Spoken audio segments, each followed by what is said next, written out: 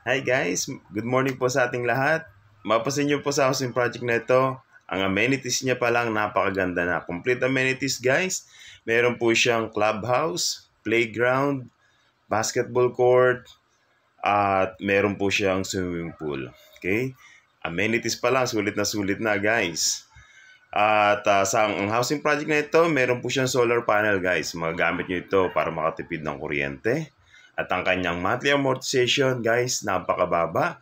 13,500 lamang. At ang kanyang down payment sa loob po ng 12 months is 9,300. Okay? At ang kagandahan doon, ang required salary niya is 38,755 lang.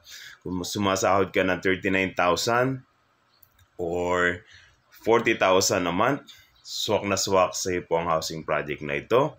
Is do message me at mag-send ako ng complete details. Kung gusto mo makita ang housing project na to, magpa-set up na ng appointment para sa tripping. Mag-tripping na tayo. Yun lamang. Bye for now.